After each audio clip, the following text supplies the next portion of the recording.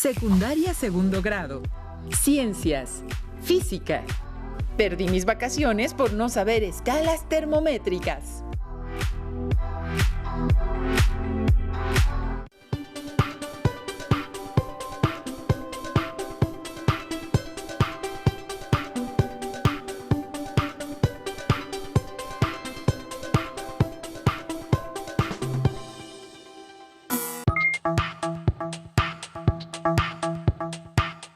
Sean bienvenidas y bienvenidos todas y todos a Aprende en Casa 2. Esta sesión corresponde al campo formativo de Ciencias Física. Recuerden que no necesitan ser expertos para desarrollar su pensamiento científico a través de un modelo educativo a distancia. Nos acompaña en esta sesión la maestra Eva Vilchis González, quien nos ayudará a aprender nuevos e interesantes conceptos. Bienvenida, maestra. Gracias, Enrique. Me da mucho gusto compartir con ustedes esta sesión. Antes de iniciar, recuerden que hay que lavarse las manos continuamente y usar cubrebocas para llegar pronto al semáforo verde. Analizaremos la utilidad de los termómetros, así como las escalas termométricas y las diferencias que existen entre ellas. El título de esta sesión es «Perdí mis vacaciones por no saber escalas termométricas». Les recuerdo que es muy importante participar en las actividades de esta sesión y sugiero que tengan a la mano su cuaderno y lápiz o bolígrafo para anotar las ideas principales, preguntas y reflexiones. También consulten su libro de texto para saber más del tema. Muy bien, Enrique. Para entrar en contexto, ¿qué te parece si revisamos el siguiente video, en el cual podemos ver un poco de la evolución de los termómetros? ¡Excelente, maestra! ¡Corre video! Estamos en el año de 1592, justo cuando se inventó el termoscopio. Este instrumento consistía en un tubo conectado a una esfera. Esta se calentaba con las manos y el tubo se colocaba en una especie de vaso que tenía agua y alcohol. El nivel del líquido se elevaba al enfriarse la esfera. Con el termoscopio se podía comparar la temperatura de dos objetos, pero este aparato no era preciso. Algunos materiales tienen la propiedad de dilatarse, es decir, que aumentan su volumen al elevar la temperatura, como el mercurio. Esta característica fue la clave para construir un termómetro. El termómetro de mercurio es el más conocido y usado para medir temperaturas cercanas a la temperatura ambiental.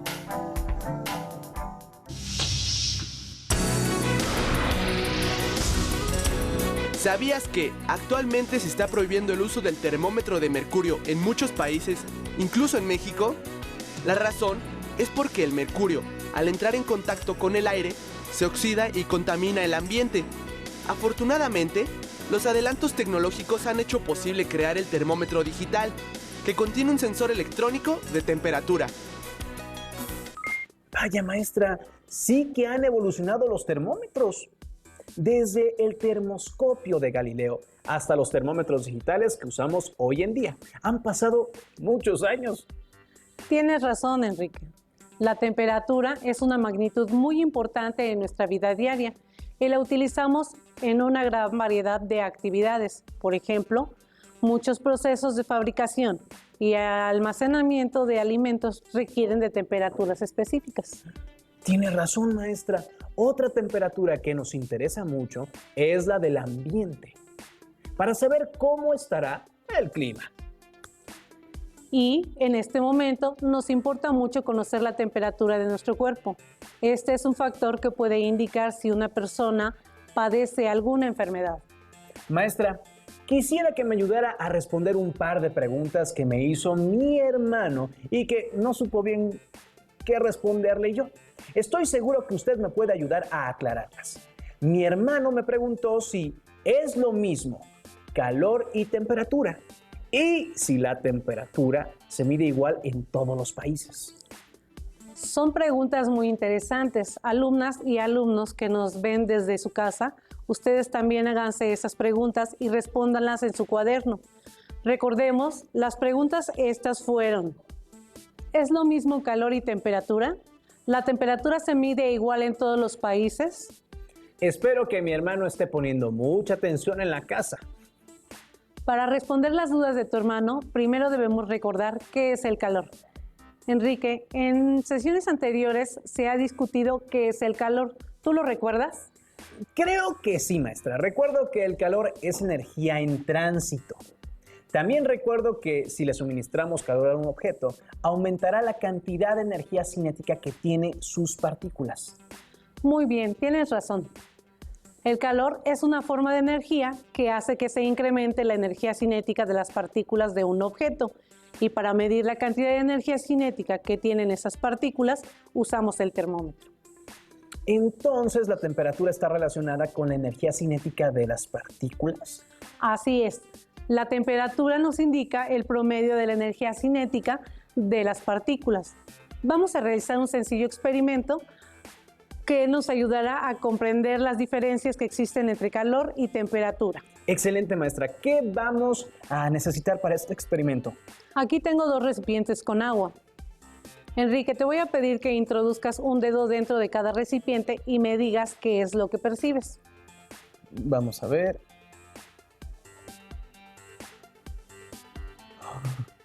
El agua de este recipiente está caliente, mientras que la de este otro está fría. ¿Me puedes decir a qué temperatura se encuentran, Enrique? Uy, no, maestra, yo solo percibo que el agua de un recipiente está más caliente que la otra, pero no podría decirle, pues, en qué temperatura está cada uno. Tienes razón. Para conocer la temperatura necesitamos un termómetro. Déjeme ver si entendí. Si yo quisiera calentar agua, debo suministrarle energía para incrementar la energía cinética de sus partículas. A la cantidad de energía que transferimos le llamamos calor. Mientras que para medir la cantidad de energía cinética promedio que tienen las partículas, utilizamos la temperatura. Así es. Aunque parezca lo mismo, calor y temperatura son diferentes, pero están relacionados. Claro, si no hubiera transferencia de calor, ya sea que se gane o se pierda, no podríamos observar una variación en la temperatura. Muy bien. También es muy importante recordar que el flujo de calor siempre ocurre del cuerpo que tiene mayor temperatura al de menor temperatura, nunca en dirección contraria. Enrique, pienso que con esto ya podemos responder la primera pregunta que hizo tu hermano. Claro, ahora sé que aunque están relacionados calor y temperatura, no son lo mismo. Pero tengo una duda, maestra. No recuerdo en qué unidad se mide el calor. Se pueden utilizar 2 unidades distintas para medir el calor. Primero, como el calor es una forma de energía, se mide en la unidad que usamos en el Sistema Internacional de Unidades para medir la energía, es decir, el Joule. Pero también se utiliza la caloría. Ay, maestra, ¿qué son las calorías? Una caloría es el calor necesario para elevar 1 grado Celsius la temperatura de 1 gramo de agua. La unidad de caloría se usa comúnmente para representar el contenido energético de los alimentos, aunque en las etiquetas nos indican kilocalorías. 1 kilocaloría son 1000 calorías. Maestra, en la definición de caloría acaba de mencionar los grados Celsius. Eso me recuerda a la segunda pregunta de mi hermano. ¿La temperatura se mide igual en todos los países? Esa pregunta podría tener 2 respuestas. La temperatura se mide con un instrumento llamado termómetro y este es usado en todos los países. Pero en lo que sí hay diferencia es en la escala que se utiliza para medir la temperatura. Es verdad, maestra, todos utilizamos los termómetros. Cuando vamos al médico nos toman la temperatura o cuando queremos saber la temperatura ambiente tenemos que recurrir a un termómetro. Existen de varios tipos. Antes usaban mucho unos que eran como tubos de vidrio que tenían una línea plateada. Pero últimamente los digitales se están volviendo muy comunes. Muy bien, Enrique. Pero dime, ¿sabes cómo funciona un termómetro? Ay, pues no, la verdad no, maestra, no sé cómo funciona. ¿Podría ayudarme? Mira, te voy a mostrar un termómetro de laboratorio para que lo observes. Para saber cómo funciona este tipo de termómetros, debemos entender primero la dilatación. Retomando, ¿sabes qué es la dilatación? Uy, maestra, ahora sí me agarró en curva. La verdad es que no sé qué es la dilatación. Está bien. Vamos a recordar el modelo de partículas. Cuando aumenta la temperatura de un cuerpo, la energía cinética de sus partículas también se incrementa. Entonces, sus movimientos son más amplios. Como la separación entre las partículas aumenta, también se incrementa su volumen. Esto pasa en los sólidos, líquidos y gases. Pero en sesiones anteriores dijimos que el movimiento de las partículas es muy pequeño. ¿A poco podemos observar el incremento en el volumen de un cuerpo cuando se dilata? Yo pienso que debe ser tan pequeño que ni siquiera veríamos diferencia. Mira, aquí tengo algo para mostrarte. Se llama dilatador de gases. Son dos esferas de cristal unidas por un tubo sin tener comunicación entre ambas. Observa, la única comunicación que tienen es por el tubo capilar, aquí adentro, que está dentro del tubo de cristal. El líquido que contiene es alcohol etílico, el cual se dilata con muy poco calor. Te voy a pedir que sostengas el dilatador con las dos manos, con mucho cuidado, sin apretar, es frágil y se puede romper. Observemos lo que sucede. Así, ¿verdad? Así.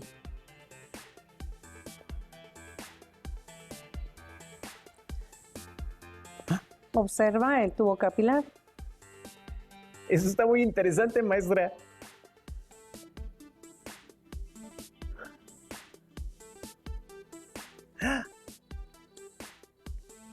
Ahora lo voy a hacer yo. Permíteme. Primero vamos a dejar que baje. Hasta sentí como si fuera un superpoder. Ahora observa, lo voy a hacer yo.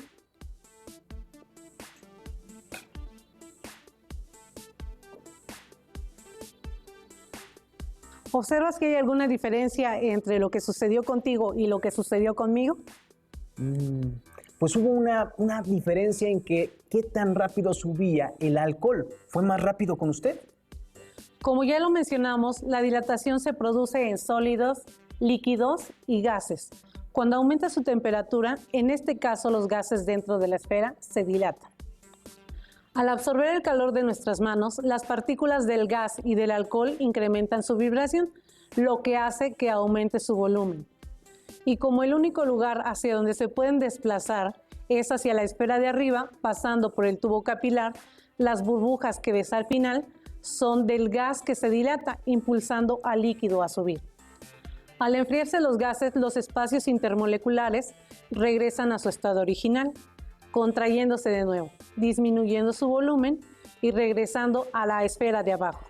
¿En serio, maestra? Es increíble que podamos observar a simple vista, aunque de forma indirecta, cómo se incrementa la amplitud en el movimiento de las partículas. Tienes razón, y esto mismo es lo que pasa dentro de un termómetro analógico de los que eran muy comunes anteriormente. El termómetro es un tubo de vidrio que incluye un bulbo con un tubo capilar en el centro que contiene mercurio u otros materiales que se dilatan fácilmente, como el alcohol. Cuando la temperatura del objeto cambia, el mercurio se dilata subiendo o bajando, permitiendo medir la temperatura del objeto sobre una escala. Vaya, ahora ya sé cómo funciona un termómetro. Entonces, ahora dígame, maestra, ¿cuáles son las escalas que se usan en los termómetros? Para eso veamos el siguiente video. La temperatura puede medirse en 3 escalas. En México usamos la escala centígrada, también conocida como Celsius, en honor a su inventor, Anders Celsius.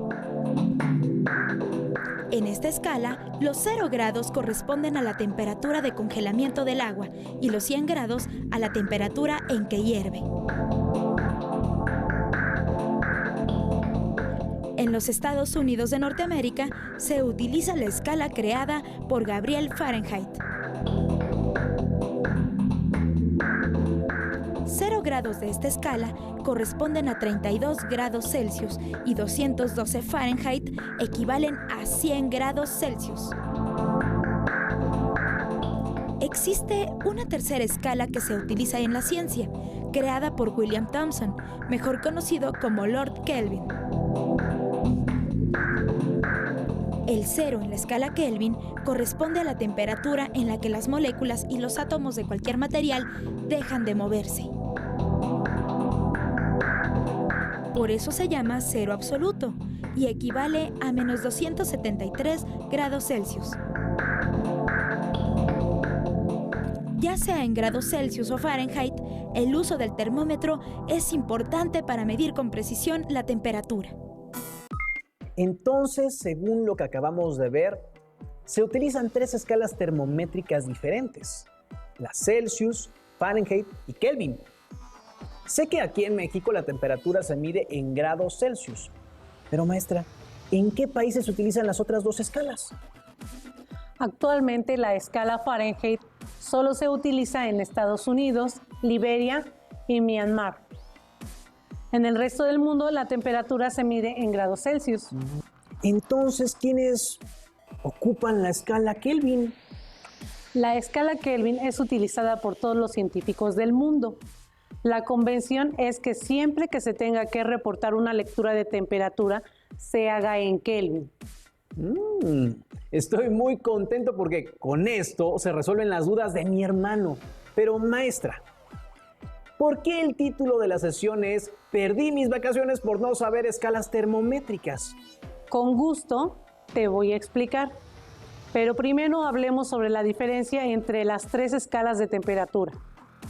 La escala Celsius se construyó usando como referencia la temperatura a la que se solidifica el agua y se le asignó el valor de 0 grados. Después se midió la temperatura de la ebullición del agua y se le asignó un valor de 100 grados. La distancia entre ambas marcas se dividió en 100 partes. Para la escala Kelvin se utilizaron los mismos puntos que en la escala Celsius, el del congelamiento y ebullición del agua. Pero no se le asignó el mismo valor porque se agregó un tercer punto. Ese punto corresponde a cuando las partículas de una sustancia han perdido toda su energía cinética. O sea que en este punto la materia no tenía temperatura, ¿no es así, maestra? Porque la temperatura mide la energía cinética de las partículas de un cuerpo. Así es, Enrique. Este punto se llama cero absoluto porque no hay una temperatura inferior a ella.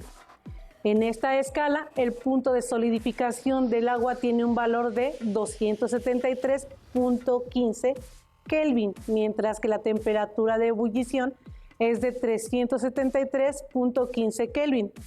Por otro lado, en la escala Fahrenheit se midió la temperatura de una mezcla de hielo, agua y cloruro de amonio. La altura obtenida en el termómetro recibió el valor de 0 grados. Luego se mezcló hielo y agua. La nueva altura obtuvo un valor de 32 grados. Por último, Daniel Gabriel Fahrenheit midió su temperatura corporal y a esa altura le asignó un valor de 96 grados.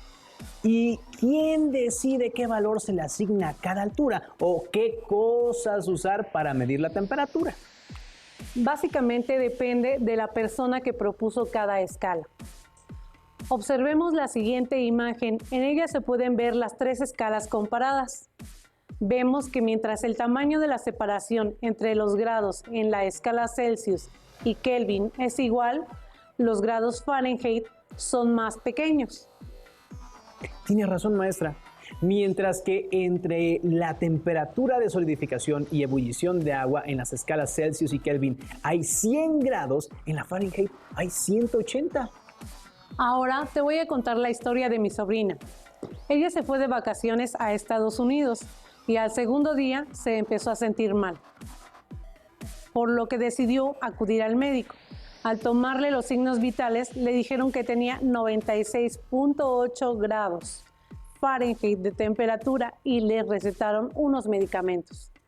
Al escuchar la temperatura que tenía, se asustó mucho pensando que estaba gravísima y se regresó a México sin avisarle a nadie.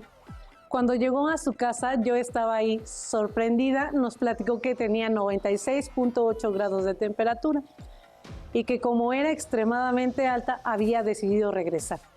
Le recordé sobre las escalas termométricas, explicándole que hay países que no usan la misma escala que en México y que en particular en Estados Unidos se utilizaba la escala Fahrenheit y que 96.8 grados Fahrenheit equivalían a 36 grados Celsius, por lo que su temperatura era normal. Maestra, qué mala suerte. Su sobrina definitivamente no pudo disfrutar sus vacaciones por no saber escalas termométricas. Qué bueno que ya sabemos que hay varias escalas y que tienen distintos valores para la misma temperatura. Para finalizar, Enrique, ¿qué te parece si construimos un termómetro? Excelente, maestra. ¿Qué vamos a necesitar para hacerlo? Los materiales son una botella de plástico, un popote transparente, una regla, un marcador permanente, agua, un vaso de precipitados,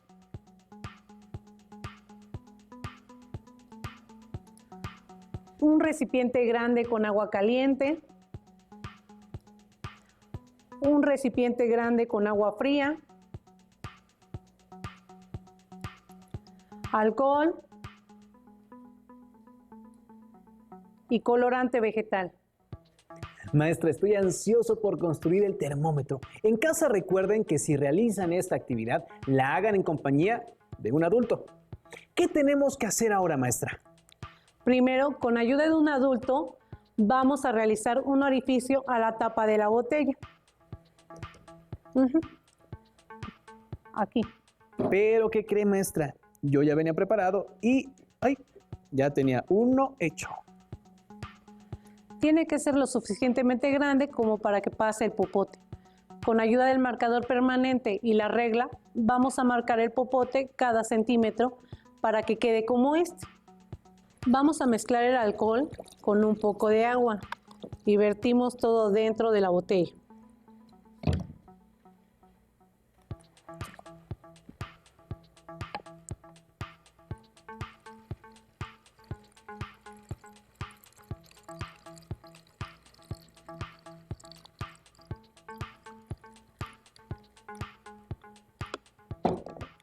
¿Me das el agua?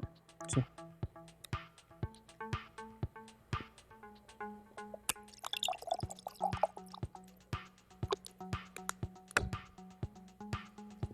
Aquí le vamos a poner un poquito de colorante.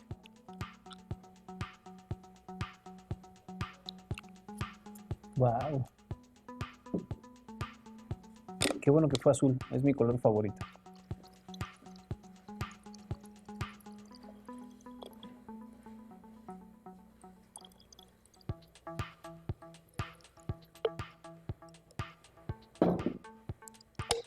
¿Qué necesita, maestra? Ahora lo tapamos.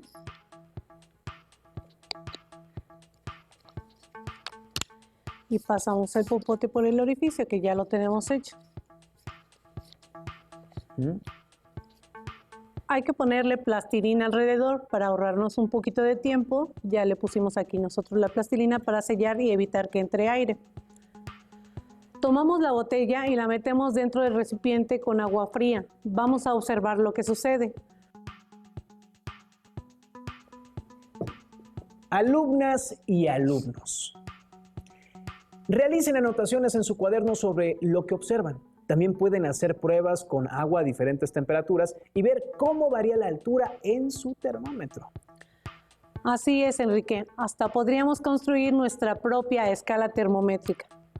Mira, el popote, hasta donde llegó, agua caliente.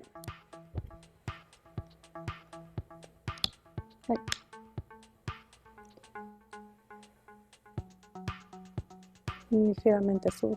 Ligeramente, estaba por debajo de la tapa, nosotros lo podíamos observar, y ahorita está ya un poco arriba, ya la está tapando. Así es. Pues maestra, qué interesante haber construido un termómetro. Ahora, ¿puede imaginar qué sintieron los científicos que propusieron las escalas termométricas que se utilizan actualmente? Bueno, Enrique, con esto concluimos la sesión de hoy. Te agradezco mucho por apoyarme. También le doy las gracias a las alumnas y alumnos el habernos seguido en esta ocasión. Le doy las gracias por su intervención, maestra, en esta sesión del día de hoy. No olviden que si quieren saber más sobre el tema que revisamos hoy o resolver alguna duda que tengan, consulten su libro de texto en el tema correspondiente o fuentes de información confiables. ¡Hasta pronto! Si tienes dudas o necesitas ayuda, llama al Centro de Apoyo Pedagógico a Distancia. El número de teléfono para secundaria es el 55 36 01 71 23.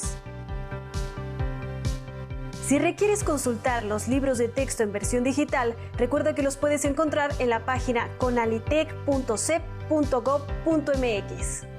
Y recuerda que también cuentas con el sitio aprendeencasa.cep.gov.mx, en donde podrás ver nuevamente los videos de los programas y además encontrarás actividades para fortalecer tus aprendizajes.